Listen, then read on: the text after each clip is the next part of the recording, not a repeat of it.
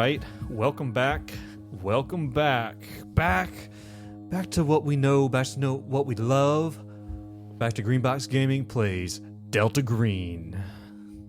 How you guys doing? You had your little reprieve into the land of fantasy where everything was without consequence. We can sell our souls to demons and do all sorts of wild shit and don't have to worry about it. How are we feeling come back to Delta Green? More lost and confused than ever, and I'm into it. Okay. There was a comment made just before we started recording about this murder board is the most complicated thing we've ever done. It's just another Wednesday in my life. Courtesy of Gianluca. Yeah. That's what every Wednesday looks doing a like. hell of a job. So what is the red line connection? There's just a lot of connections. There's just a lot of connections, man. Not a lot of question links. And not a lot of clarity. Yeah. Welcome back for Puppet Shows and Shadow Plays. We're back. Jean is here playing Thorn, Hello. our State Department diplomat. Brad is here playing Jack Dorner, our researcher, our archaeologist, and Delta Green fledgling. Mm-hmm. And then, of course, the one, the only, Burt Morris, played by Dace. Yeah, are we sure this isn't a one-shot character? He's got the makings of a one-shot Look, man, character. Absolutely. you gotta play all your characters like one-shot characters. You gotta burn bright and fast. I just remember Dace being like, I got an idea. I want to be insane. I was like, Excellent. Yeah, Excellent news. sure. I'm sure that was verbatim. Let's see. I'm going to transition over just so But he has those been- watching can see the board. he has been Go ahead. actually quite helpful Yeah. from a actual getting to the bottom of the Yeah. mystery. Yeah. I'm not sure I if that have was doubts. Yes, and I still do. But all in all, so that being said, Joe, I need a thorough recap. Yes, it has been a minute since last time we actually met for Delta Green because we did the D&D one-shot in between. If D&D is not your flavor, hey, maybe Blame give it Joe. a go because we bring the same. Blame me for all of D&D's failures. That's what I do. All of them. We'll give you your money back. Oh, nope. that's a bit difficult. I'll get you your money back for all of the all the D&D books you bought. That's I'll pay you logistically back, complicated. to say the least. But give that a shout. That's our yearly foray into the fantasy world. That was fun. But let's do a good recap though about what happened last time. The team: Burt Morris, Esquire, Thorn. What is Thorn's last name? Thorpe. Thorn Thorpe, who is a State Department diplomat, and of course Jack Dorner, husband of Sage Dorner, and a kind of friendly, maybe about to be turned into a true blue Delta Green agent. You guys are here in Arizona, near the San Carlos Apache Reservation. A series of disappearances. 6 total people, 4 groups. You guys are brought in with only Jack Dorner knowing that there is something unnatural and has been instructed originally by your first handler, that was Bill Willicott, who was your FBI handler and your Delta Green contact. Bill Willicott dies shortly after you guys discovered the body of the first victim that you found, Felix Royos. You sent off some footage.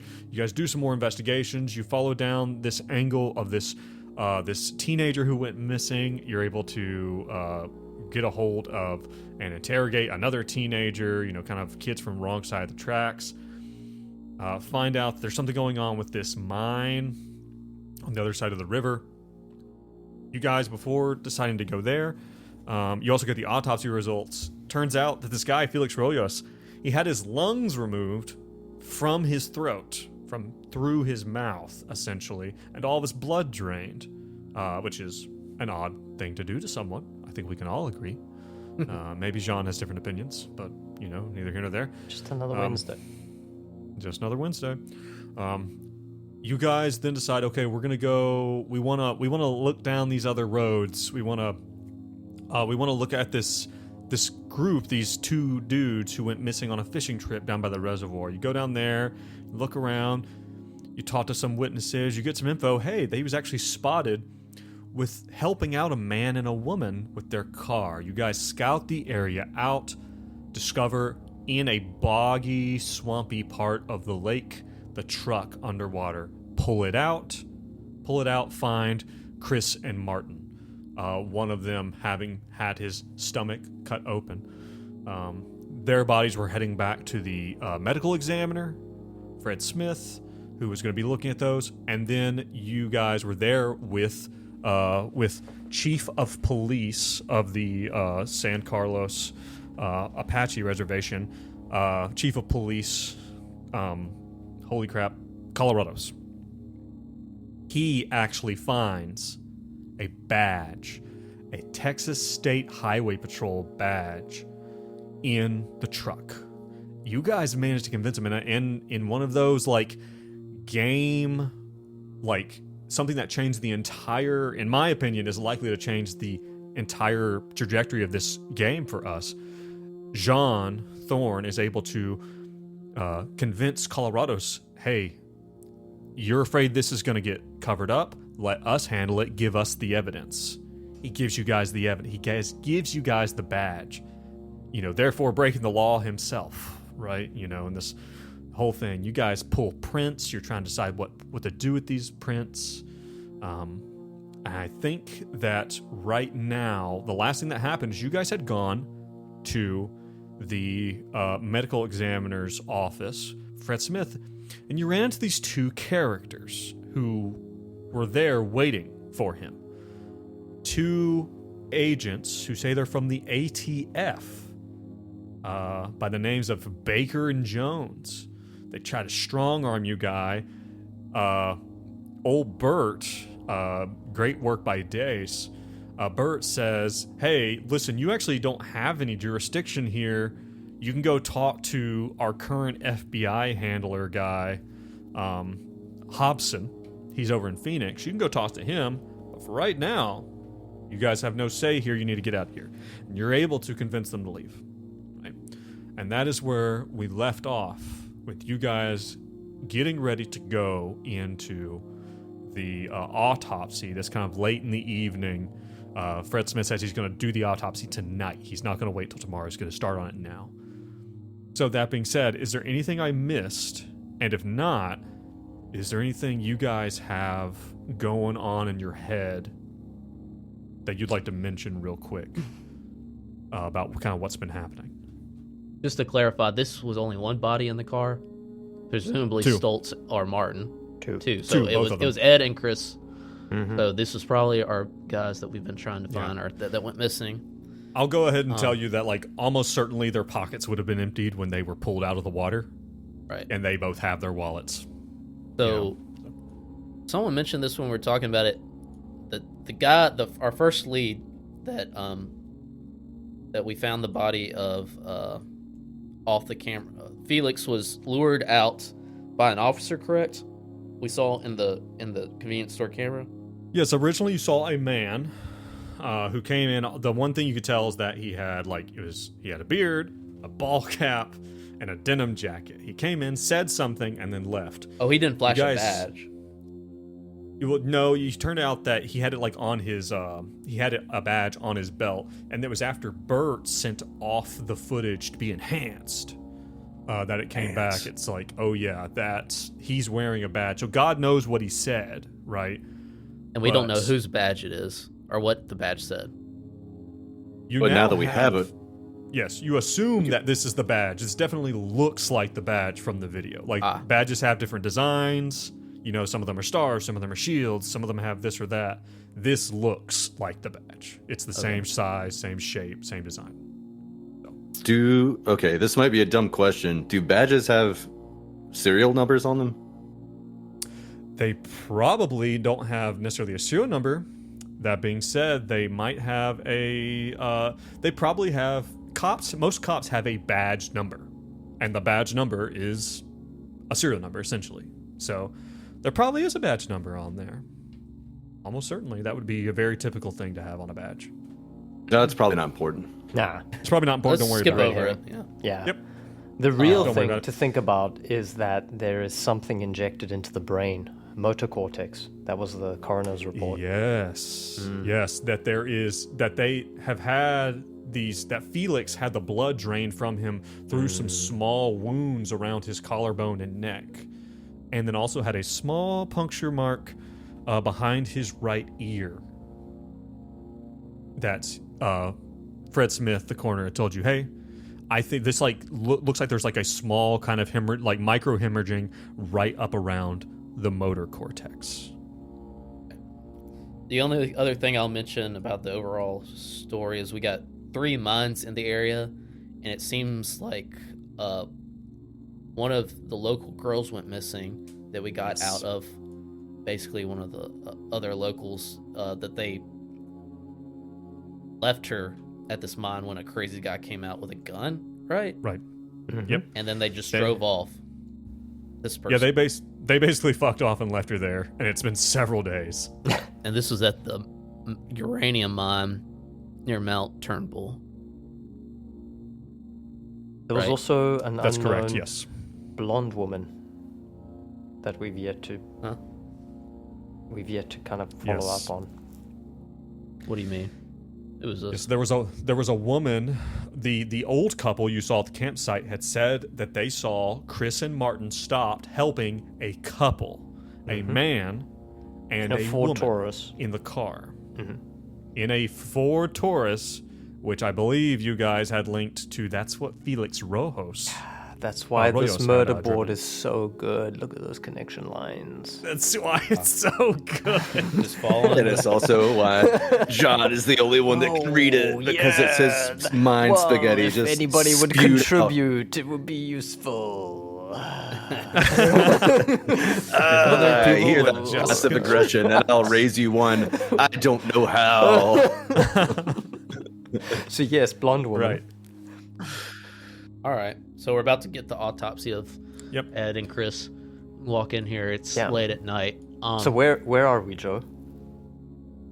Yeah, you are literally at Coroner's. the coroner's office, right? Like he has his big truck with both bodies on gurneys, and maybe he will even get you to help him.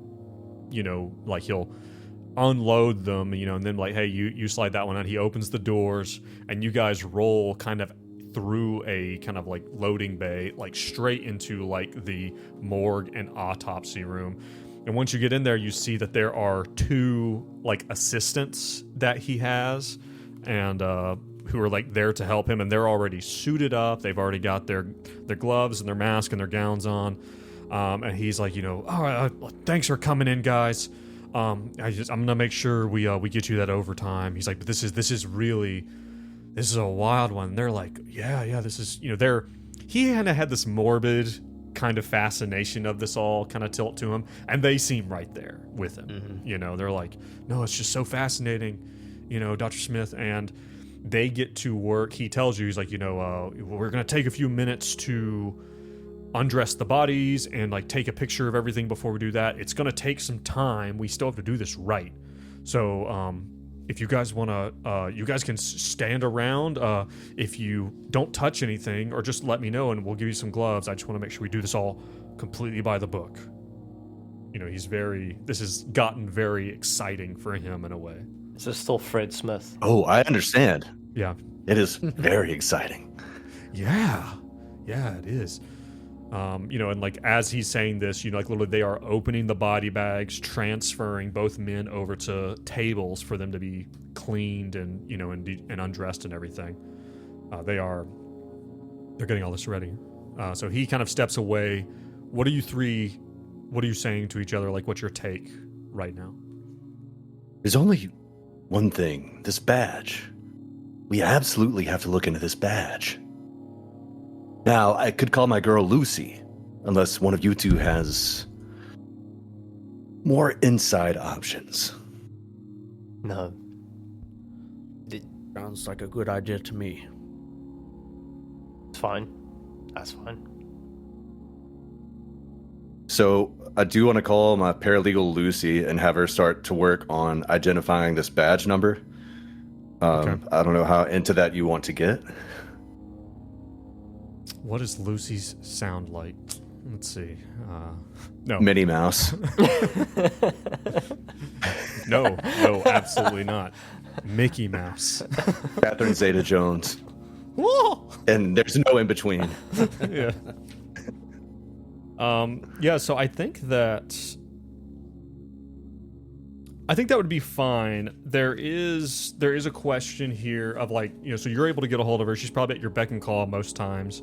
You definitely have her at home number and can call her, and she maybe she picks up the phone. And it's later there. It's like pretty, I mean, it's like probably 9 o'clock where you guys are. Like it's pretty late in the evening. And, and she's a few time zones ahead, so it's almost midnight. She's like, hello. And what do you tell her you want her to do? Lucy, darling, is that reservation for Aviva still open next week? Mr. Morris, I'm so sorry. I'll check on it and make sure I'll get the information to you immediately. Don't forget to wear that darling little chartreuse steel. You know the one I'm talking about. This is very inappropriate, but okay. Now, I do have a task for you, Lucy. I have a badge number that I need you to look into. Can you do that for me, Lucy? Like a cop? Exactly like a cop. Yeah, I In can fact, do that. it is a cop. Okay. Texas, to be specific. Texas. And then I'll read out the badge number to her. Okay, she gets it from you, and she's like, "Okay, I'll see what I can do. No promises. I don't know anything about Texas. I'll get it done. Mr. Morris." You're a darling, Lucy, and don't forget about that reservation. Aviva, 9 o'clock, sharp. Okay. All right. And she hangs up the phone. We're not going to talk about that again. Yeah. It's almost as if Bert is a bad guy. He's not great. Almost. Okay, so you've now put that out there into the world. You want her to track down what's going on with this badge number. Yep. Okay. As you guys are sitting here having this conversation, Bert, you step out. Maybe there's like a little office there. You stepped out this phone call.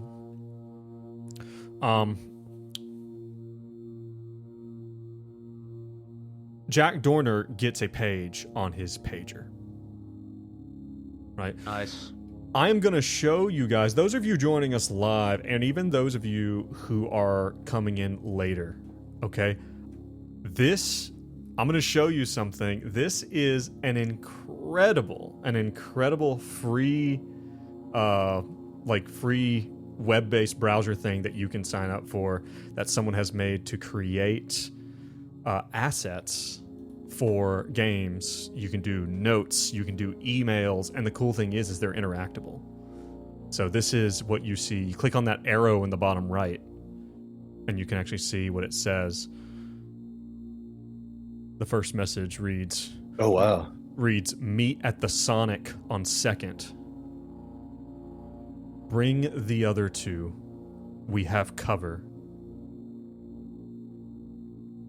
Bring any info you have on Van Olsen. Signed, Miss Green. That is very cool. Nice. That is, I saw this randomly on the Mothership subreddit, and the makers of this, it is mysteriousnote.com. That is mysterious-note.com. Go check it out. The stuff they have there is wild, and it's free. It's such a great tool. Jack, you should really you should check those other 3 messages you have. Don't worry about that. I can't do that. don't worry about it. That's cool though. Okay. I don't know if we've met Miss Green. We haven't Mr. Green. Jack will say, I just got a message. We're gonna have to, after this, head over to secure location to meet with our FBI contacts.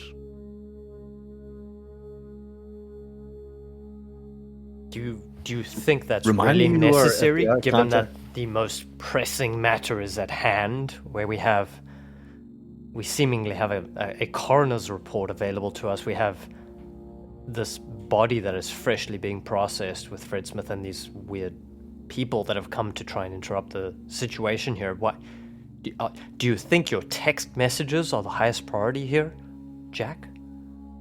Well, if you get your head out of your ass, I said after this. Well, He did say that. that's fair.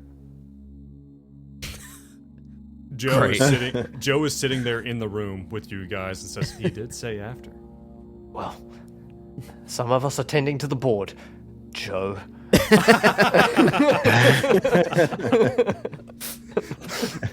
It requires constant Oh, cultivation. it's like a little Zen garden. It's like a bonsai. It's constantly clipping and shaping. Breaking sand.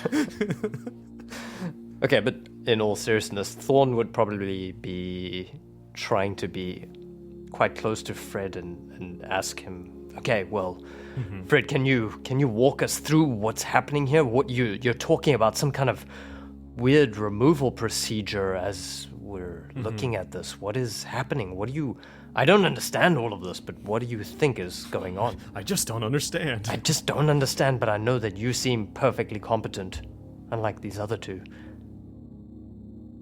So real quick, something I do need from you guys, between the bodies being pulled out and now you guys being here at the autopsy, I will need everyone to do me rolls for violence, sanity rolls for violence, especially now that you're seeing these men like their bodies are bloated.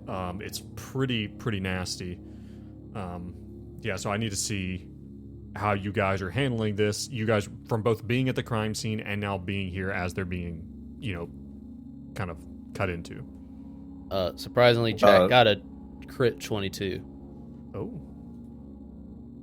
And Bert got a failure. He just mutters under his breath, drowning. Oh, not my style. Thorn succeeds. All right, those of you who succeeded take 0. Bert can take 1. Do we make a check mark regardless, or just if we failed? No, you only make a check mark if you take sanity damage. All right. So Bert, Without make a check going- on violence. Correct. Yep, got it. Yeah, so I will say to Jack, you are, and I always like to reward crits and punish failures, even if they're not obvious how they manifest right there, right? Jack, you are so focused, right, in this. It's like you seem, not that you're as morbidly interested as maybe Dr. Smith and his assistants, right, who are completely immune to this kind of thing. But you find yourself just like super focused, and he kind of gets you in there. Remember, you were the one who had actually discovered the small puncture behind the ear, right? And he's like, Jack, if you could help me, actually, if you could put on some gloves and gown up, I'd really appreciate another set of hands here. He's like, he's got his 2 assistants there, but he's got 2 bodies. He's like, we could really use another set of hands if you'd be willing. Right. Jack isn't, he's not hands-on. He's more of a bookworm, but so he'll just like his mental focus will just like focus his eyesight directly where he needs to be assistant. Yeah. And Thorn, you say to him, like, what are we going through? He starts off, he's like, okay, first thing we got to do is we got to take a picture of everything in the bodies. We got to document, and the assistants are really doing a lot of that, documenting everything. What's in their pockets? How are they dressed? How long does it appear they've been in this situation or that, whatever. And then eventually they remove the clothes, they wash the body down, and as they remove the clothes, they actually, you can see that, I believe, which one was it? I believe it was Ed Stoltz. Ed Stoltz has a wound from like all the way kind of across the bottom of his rib cage that is very, very deep. It goes quite deep, and it's like, and maybe he comments, he's like, okay, there was something, he's like, he's like talking into a recorder, like a voice recorder, as he does this. He's like, Ed Stoltz, has a laceration approximately, 12 inches long, running along the bottom of his rib cage.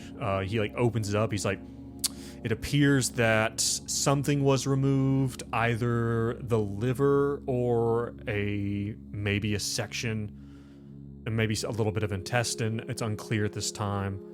And then they begin getting into the autopsy in totality, where they actually cut the skin of the chest and actually begin to remove everything, remove all the organs, documenting them. It turns out that Ed Stoltz is missing his liver. Oh. His liver appears to have been cut out with some kind of knife. It was not torn out necessarily. Chris Is it Martin. stitched back, or is it open? It's left open. Nope, just left open. Chris Martin does not have any organs missing. But both men have almost zero blood in their whole body. They have also been drained, similar in the way that Felix Royos does, and he comments this in his tape recorder. Similar to the Royos case, marks similar to those made during embalming around the jugular veins and a channel down to the aorta, were likely used to drain victims of blood. And he's kind of making this, and this whole situation is just, it's really over the top, what happened to these people. That being said, one of the things that he does notice, he's like, he takes a really hard look at the hands. He's like, neither of the victims appear to have, he's talking to the recorder all the time, neither victim appears to have any defensive wounds. Nothing appears to be embedded under their nails. They do not appear to have any bruising that I would expect if they had struck anyone, so they must have been overwhelmed or otherwise incapacitated quite quickly. That kind of thing. Doctor. Yes. I do have a question. Of course. So Ed Stoltz is missing a liver, and Felix Royos is missing his lungs. Yes. Are there any similarities between the two men, such as build, stature, ethnicity, height, physical fitness? No, Ed Stoltz. Skin. How's their skin? Smooth? What, smooth? No, they're they're not moisturized, if that's what you're asking. That is what I was asking, Doctor. Okay, Thank you. No, one of them was, Mr. Stoltz is a white male and he's 32. Felix Royos is Apache. He's 20 years old. He's in great shape. Ed here is not in great shape. He's like, and yet they were all exsanguinated. Yes. I can't fathom why. And Jack, since he's helping out, he'll wants to take a closer look at the second body, since it seems like he's not missing anything besides he was drained of blood. That's okay. Yeah. What would I roll? What are you trying to find? Are you just trying to do your own examination, kind of? Just specifically if he's missing something smaller than an organ. Okay.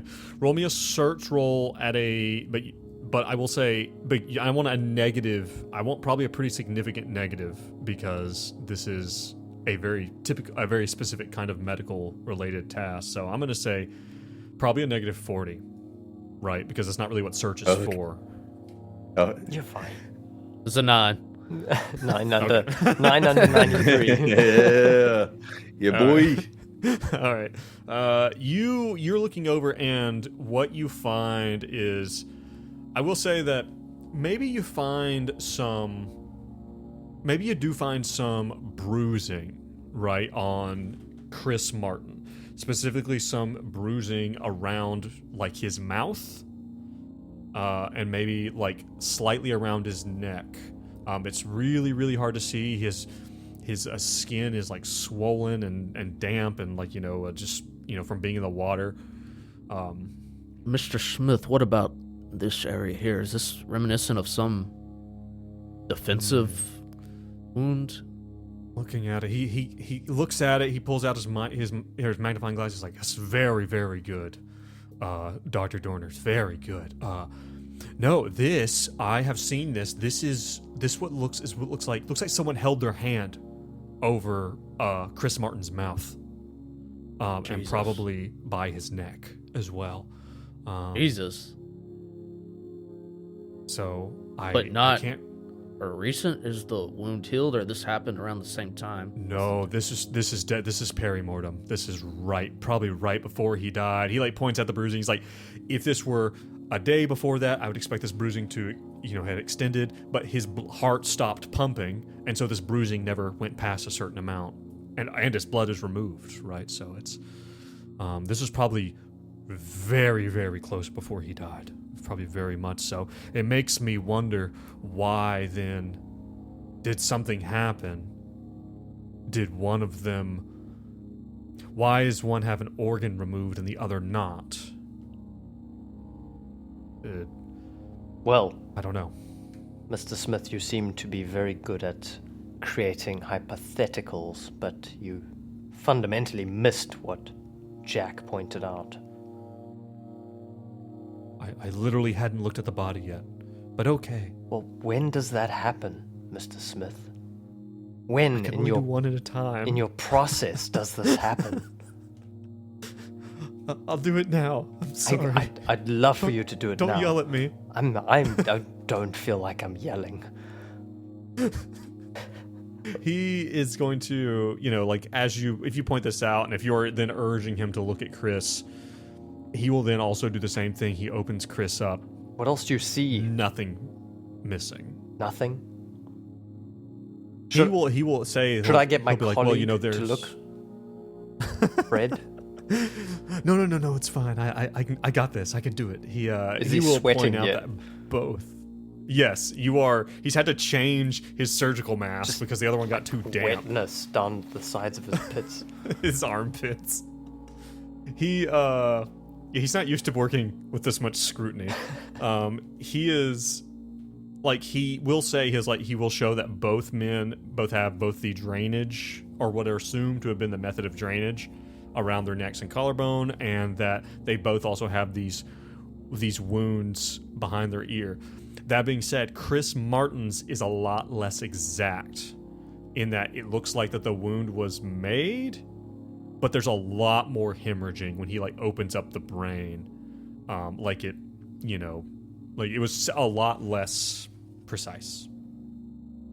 Maybe he was the first. I have a request, Doc. Yes.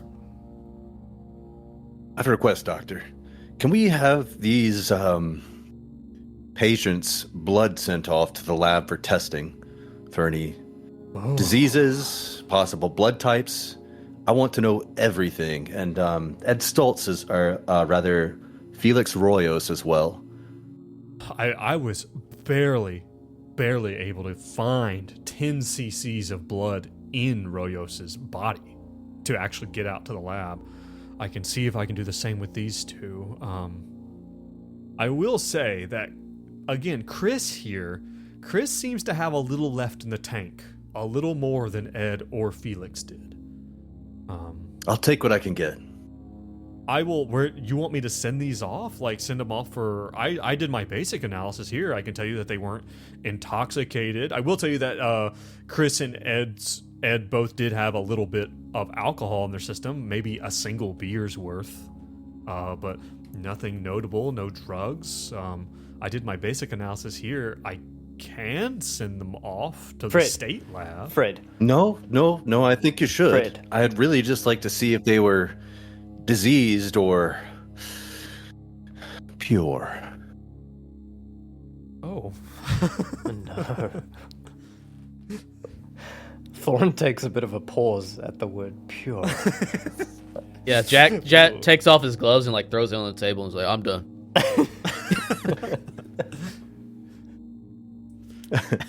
Bert's phone rings. I gotta take this. He looks outside. Did you have something, Thorn?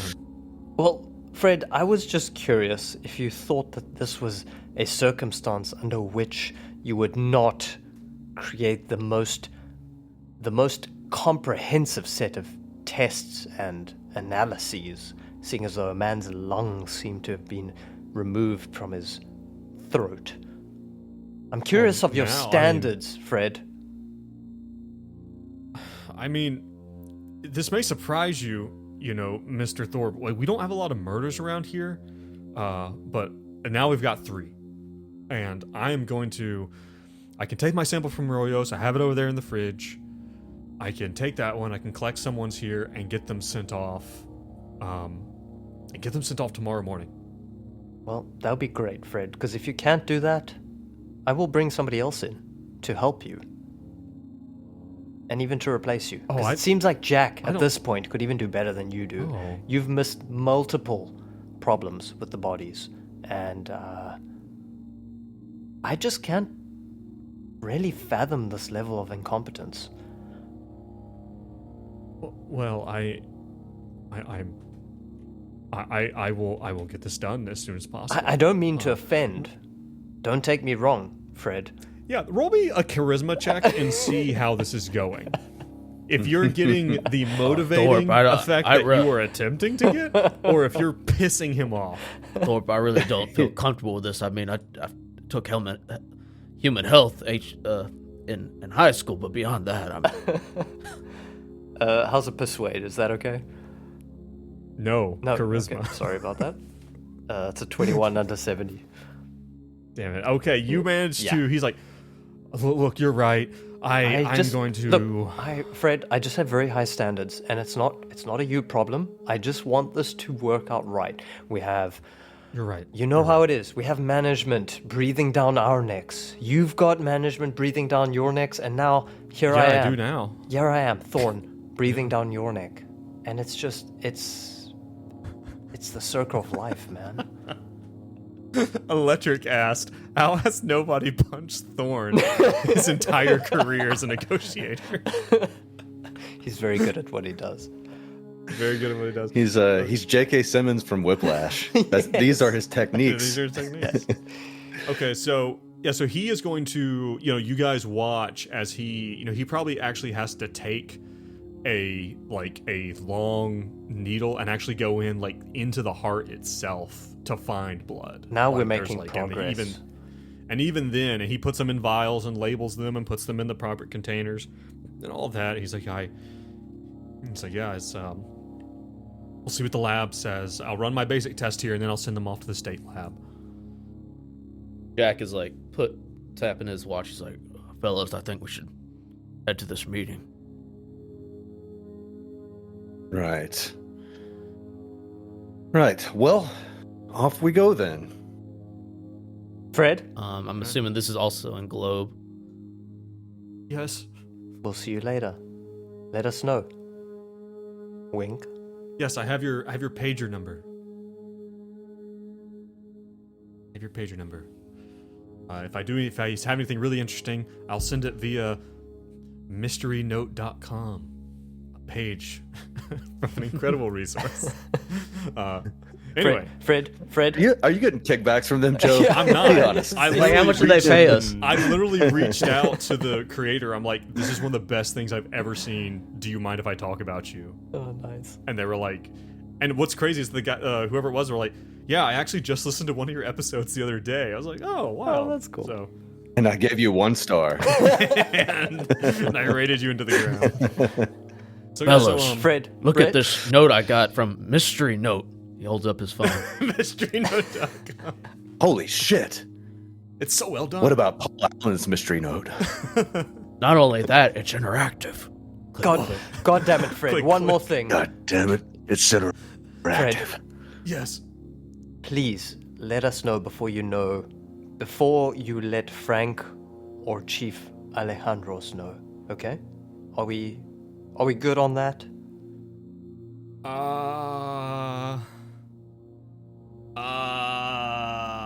I don't know about that. I mean, Major Garrett doesn't have any say on this one. This was, these are on the in the recreation area. This had nothing to do with the highway. But I think I have to tell Colorado's about this one. I don't know if I feel comfortable with that. All right. Well, Fred, just remember I'm watching. I'll call you first. I appreciate that. All right. You guys head out. And Globe is not that big of a place. It doesn't take you long to find the Sonic in town. That is Sonic the restaurant. Where you drive up and order burgers and corn dogs. By the way, any good? I haven't been. I've been to an Arby's. Jalapeno poppers? And it was You haven't fun. taken this guy to I Sonic haven't yet? been to Jeez. Sonic. We haven't made the pilgrimage. Yeah, the cheese sticks is where it's at. And the poppers. Anyway, you guys drive up and are assaulted on all sides by all the delicious fried food that is being cooked up here, even at like midnight. And it is basically midnight. At this point, they're still wearing skates, right? Ooh, at I forgot you- 91? Yeah. Maybe, yeah.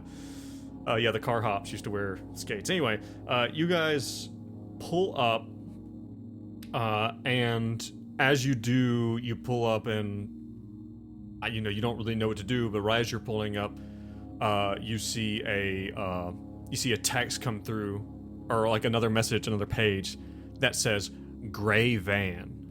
And over to the side, kind of at one of the furthest away parking spots, next to this kiosk, is a gray van. And you can see the figure of someone sitting inside. We'll pull up You pull up like right beside him, or like Yeah. away a little bit? Okay. right up beside.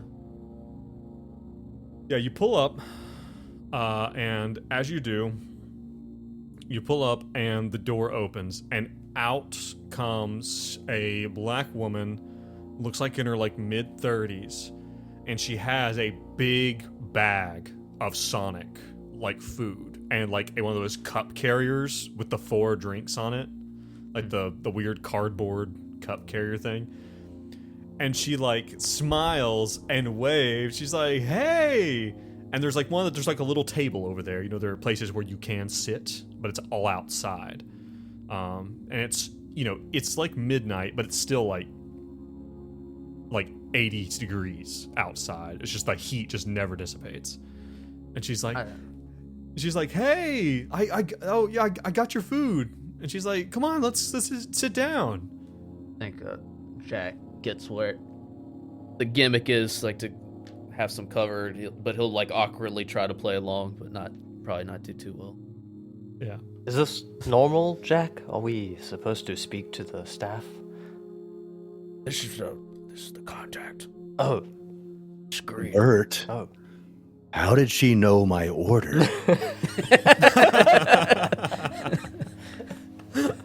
I didn't give her my order. How did she know? Remember what we were talking about with sleep. We're gonna sleep soon, okay? Uh-oh. What? I lost you guys. Can you hear me? Yeah. Still here? No. Can you hear me? Okay, you're back now. Go ahead. Okay. Sorry. I was here the whole time. Are we all back now? Yes, Yeah, you're yeah. all back. Yes, and as you guys sit down, she does indeed put in front of you, wildly enough, exactly what you would have ordered. In front of Bert, she puts a foot-long chili cheese dog with onion rings. And in front of Thorn, she puts 2 corn dogs, and only with mustard. Meticulously decorated with mustard. And then, of course, she puts in front of Jack Dorner the supersonic double cheeseburger. Impressive. Yeah. I'm not writing this on the murder board. I don't think this is relevant. Put it down. Fine. You I'll should type really it put that on out. the murder board.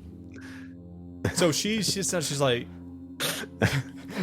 she sits down. She's like, and she's like, and she like opens her own food, and she has like, like a burger or something. And she's like, and she kind of looks around. She's like, "Yeah, so thanks for joining me, guys.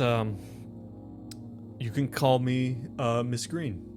And I was sent, actually,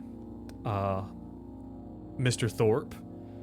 I think you and I both work for the same department. Oh.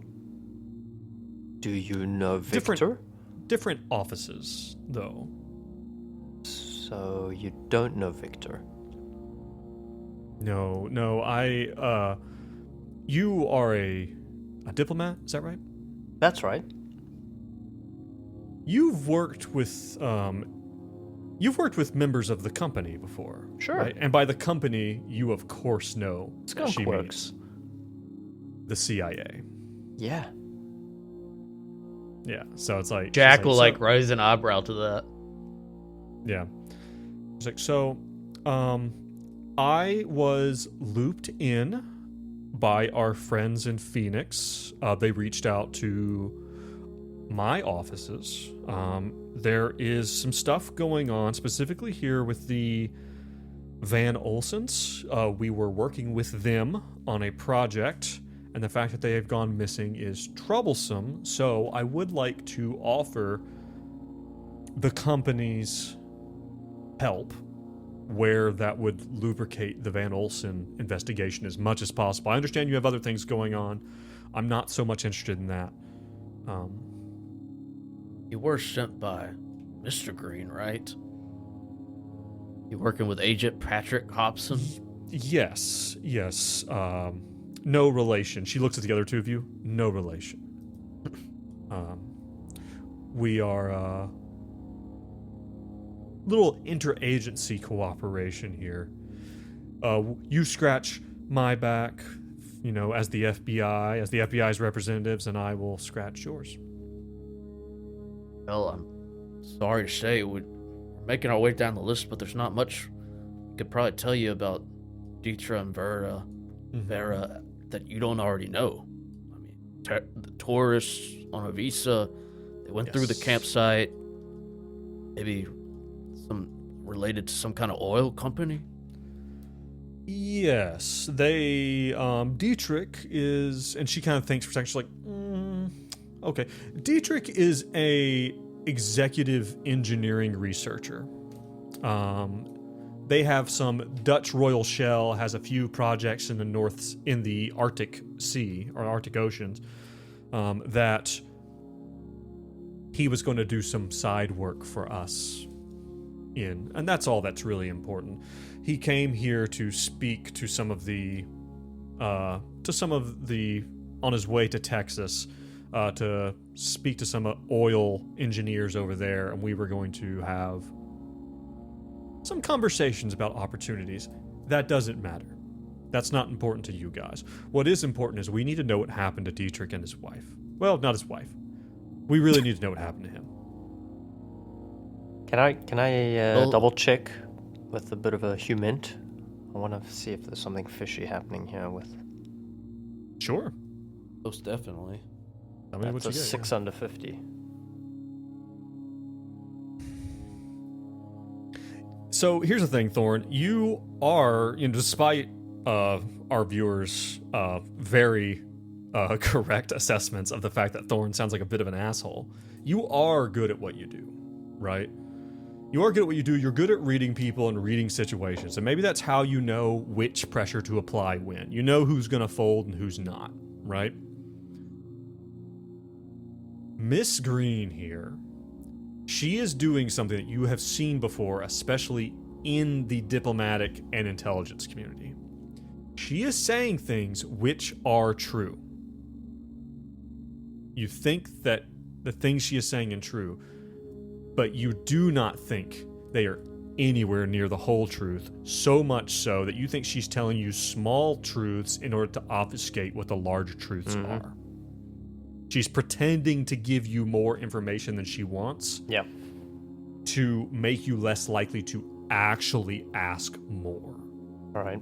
I think Thorn would call her out on this. Be like, Miss Green, it's very kind of you to bring us our orders and to meet us like this, but honestly, I'm not sure you're actually telling us exactly what we need to know.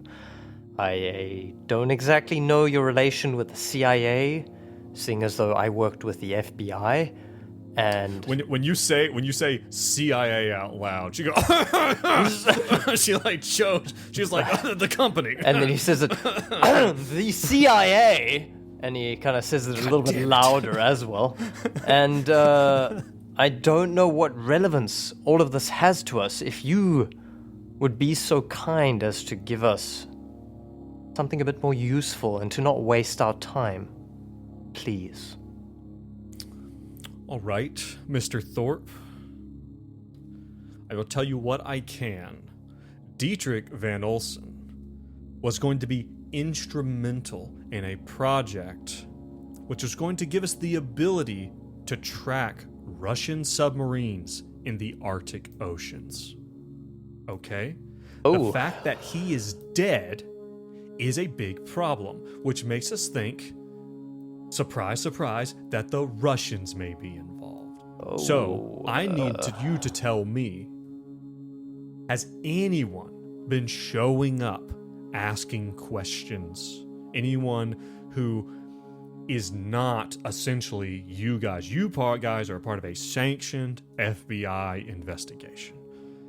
Shit. Jack starts getting like sweaty. He's like, he'll just blurt out, what were the name of the people that came to us right before we went into the autopsy? Brewer and Jones. Oh, Brewer, was it? Okay, I thought it was Baker. Whoops. Do you think Thorn would be okay with this kind of harshness? Of like, suddenly it's about Russian submarine Cold War technology. You know, it sounds like... How about this? You can roll me another human, but you can take a negative 20 because her guard is now up. Right? You can tell that she's like, oh, you've got my number. That's 8 under 50. God damn it. He is just cold-hearted. We've learned, Joe. We've learned our Yeah. strengths and weaknesses as characters. You can try. Okay, there is something else. And the thing is, it's like even in this, and maybe even...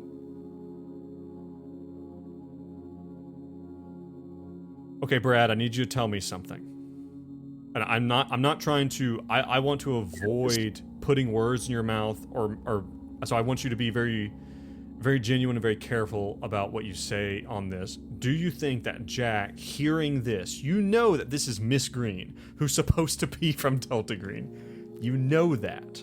You know there's a secret and that she's a part of it.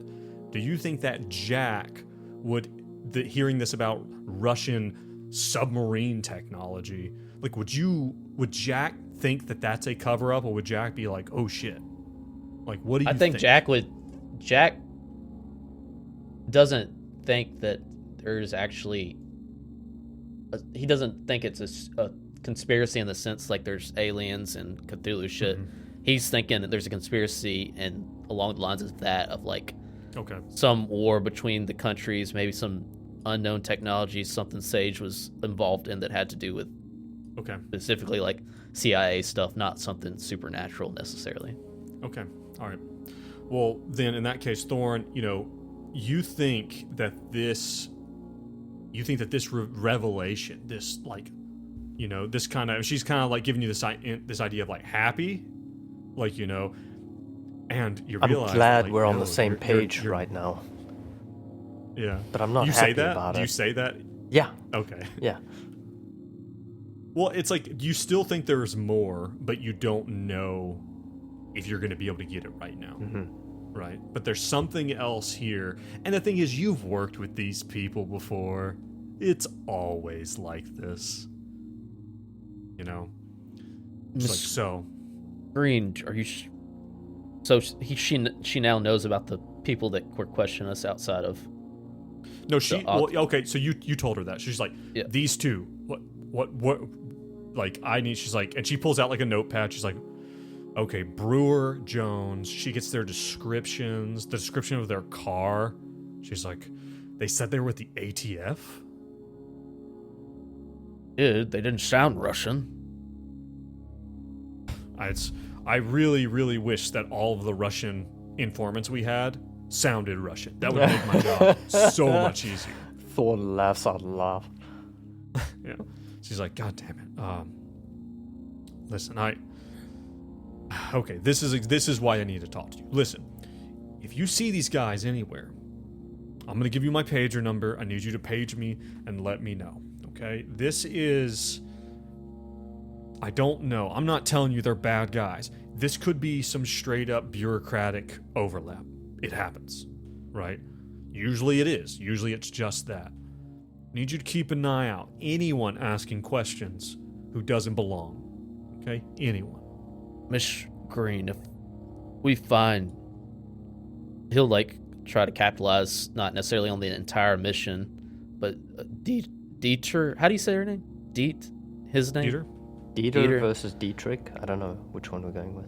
Dietrich. If I find this person, whether they're dead or alive, and how that happened, I need to meet Sage again. I need to know where she is, that she's safe. You say that, and her eyes get very big. She's like, I am afraid I can't help you with that. I don't know. Who is Sage, Jack? I'll tell you later. It's personal. Listen. Well, I thought we were at work, Jack, but that's fine. We're at work. You can't take a personal call here. And one more thing, Miss Green. Yes.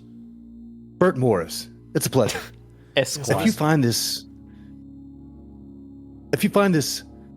Mr. Van Olsen before we do, give him my card.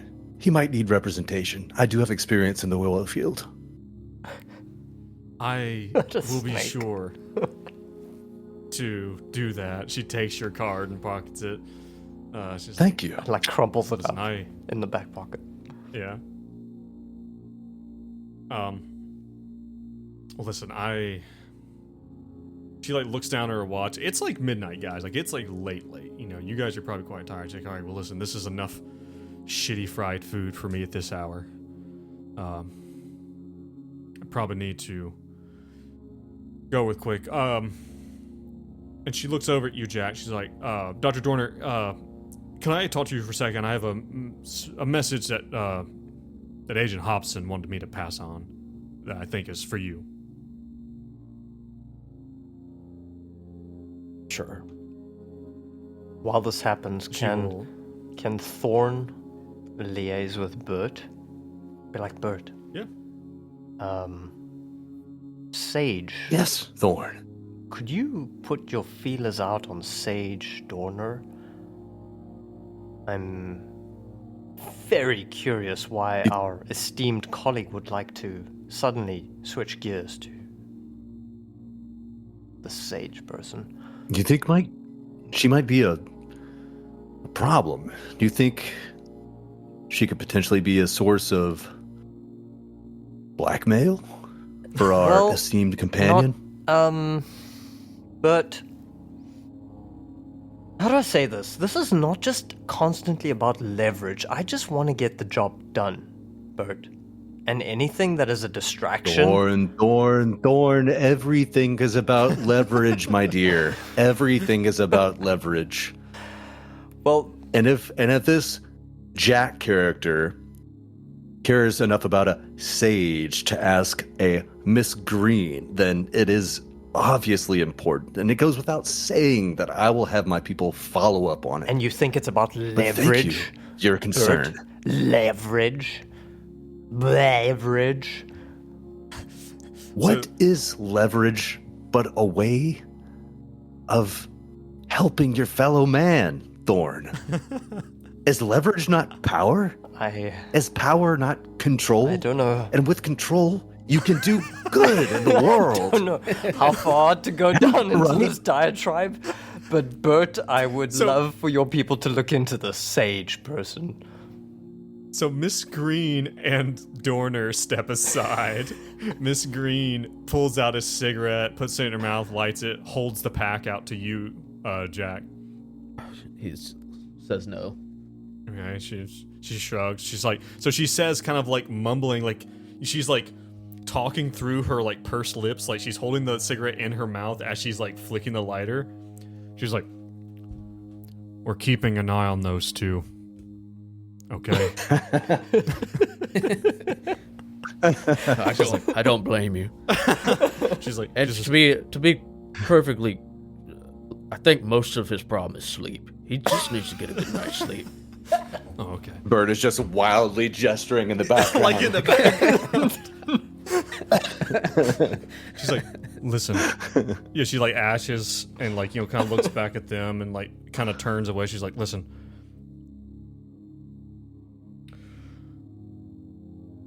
You guys are going to run into something. Okay? I can't say what because I don't know. I've been tracking this. Or I haven't been tracking this, but I've been tracking these guys who showed up. Brewer and Jones. As if that's their fucking real names. And she says it with like a real sense of disgust. And she like takes a drag.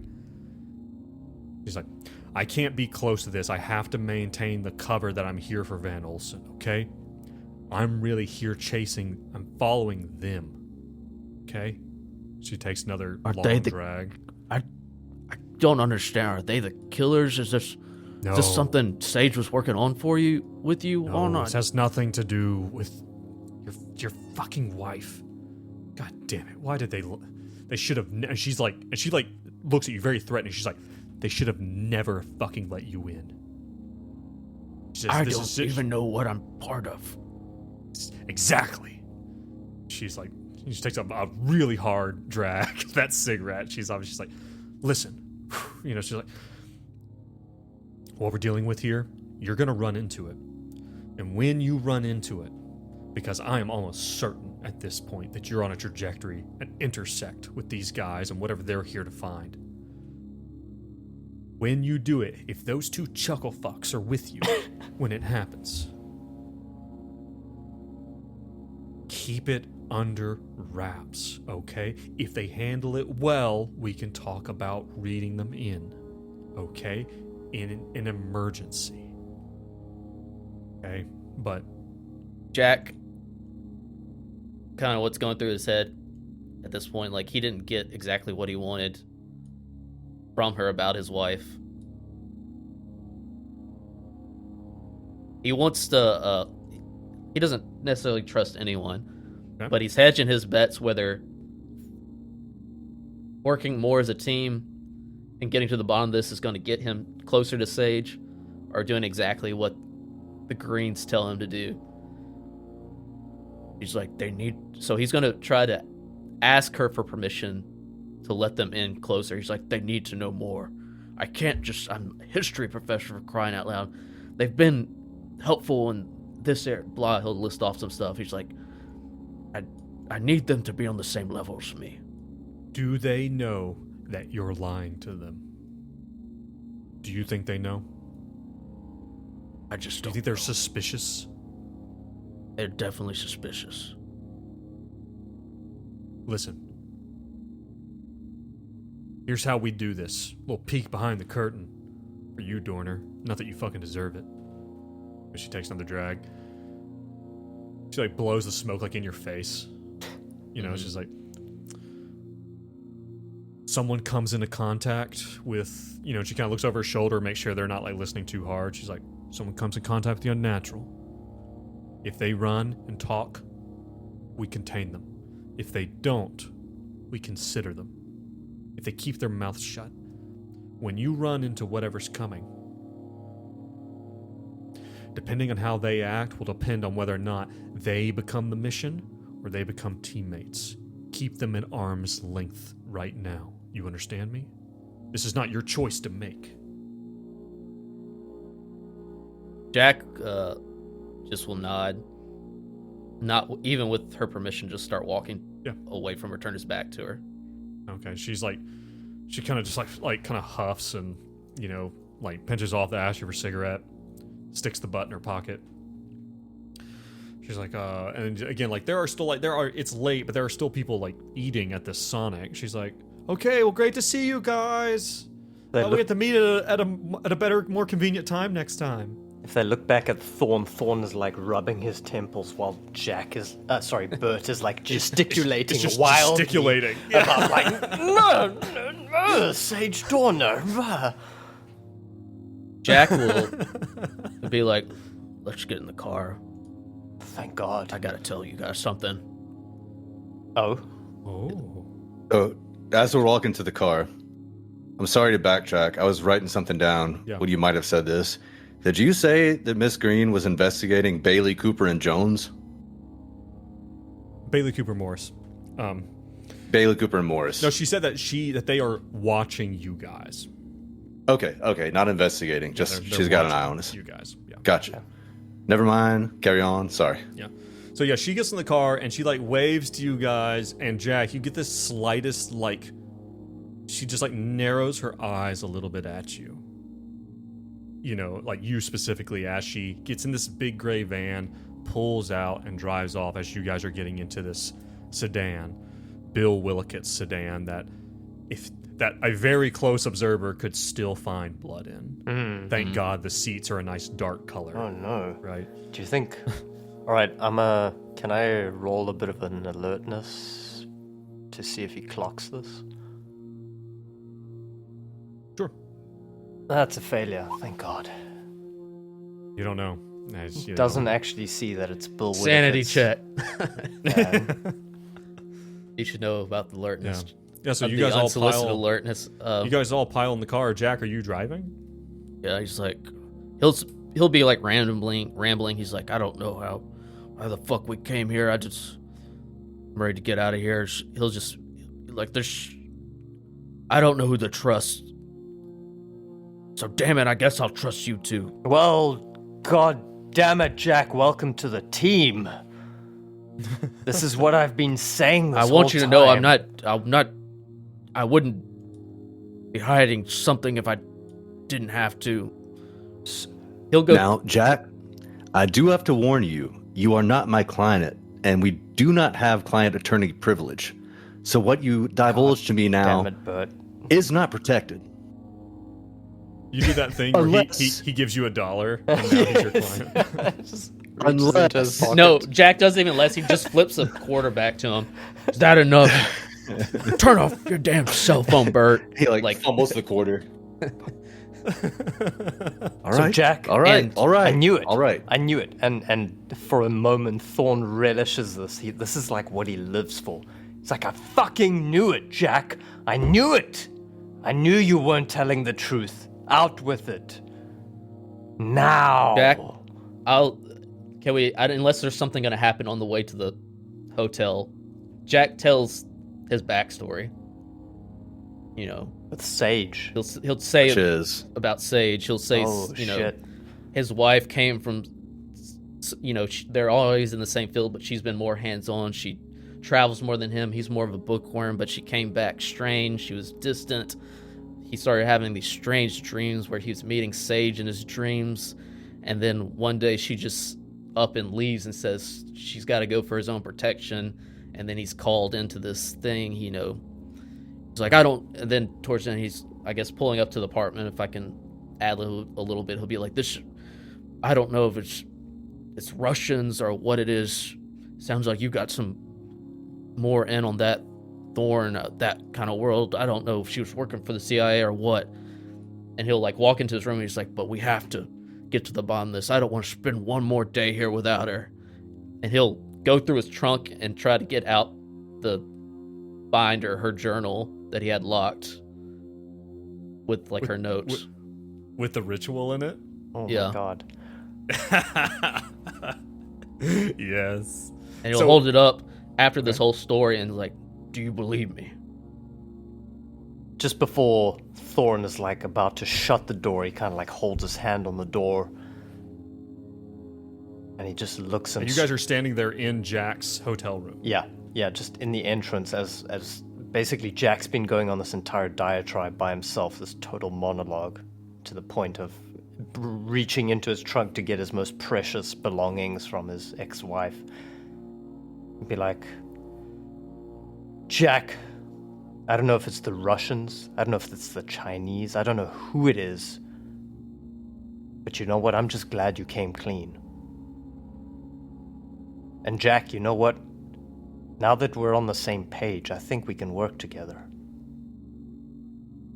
Because he's basically told you that he is here at the bequest of a shadowy organization that even he doesn't understand. Do you tell them that Willikut was a part of this organization and that you know how he died?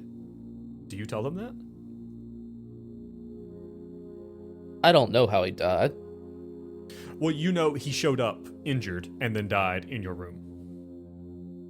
Right? And had the cleaners come in. I'll come clean with that as well. Well, and do you tell them that same shadowy organization sent men to cut him up and put him in garbage bags and disappear him?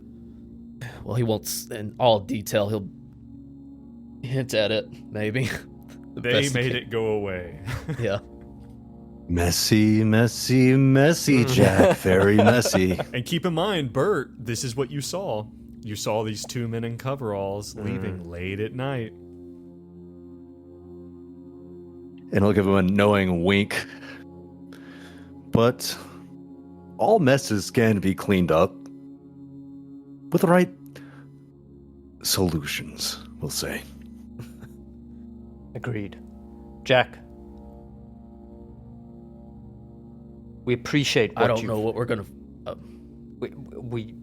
Let me speak for Bert for just a moment, but I think I'd like to say we appreciate your honesty here, and I don't know if there's anything else that you want to come clean on here that you may have been holding back on, but I think we can work with this. This is what I'm used to. This is what I do. Messy situations require a whole lot of honesty and coming clean. And just keep that in mind, Jack. Bleach. I was talking about bleach when I said solutions. It's a chemical pun. Thank you. Thank you, Bert. God damn it. Hypochloric acid, understood. But Jack, just keep it in mind, because it seems like this Miss Green and Mr. Green, I don't think they were part of our chain of command, were they?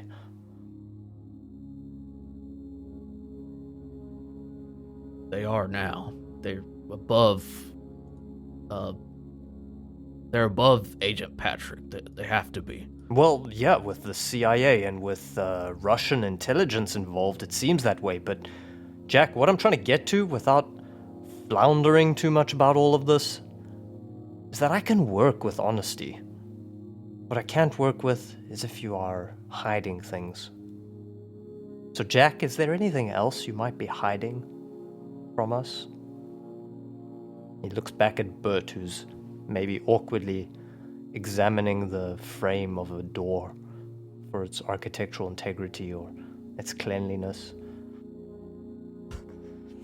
He's like found a little spot of blood Kinda on like the bathtub. Licks He's it like and scratching starts it scratching off it with out his fingernail. with his fingernail, yeah.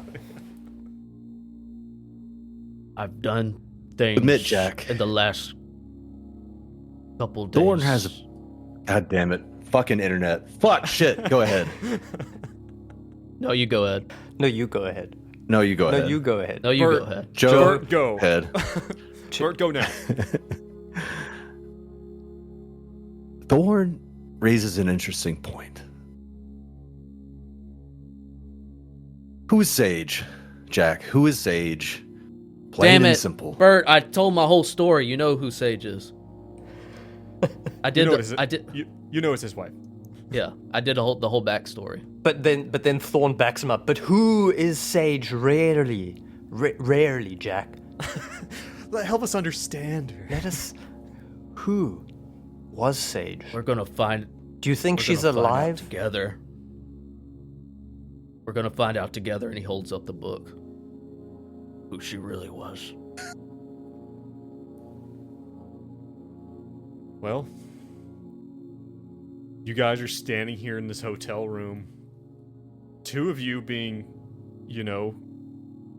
kind of hearing like, okay, we're a part of something that we don't quite understand, and it sounds like you've handled it pretty well. Interesting enough, Jack Dorner doing exactly what Miss Green told him not to do. Yes. So we will see how that goes. But at this point, it's late in the evening. I mean, it's early in the morning, actually. You guys make your ways back to your rooms. Just before the door closes, one last thing. Thorn Yes. looks back and he points at Jack. He says, Jack, are we safe in this motel room? I doubt it. I respect your honesty. He closes the door.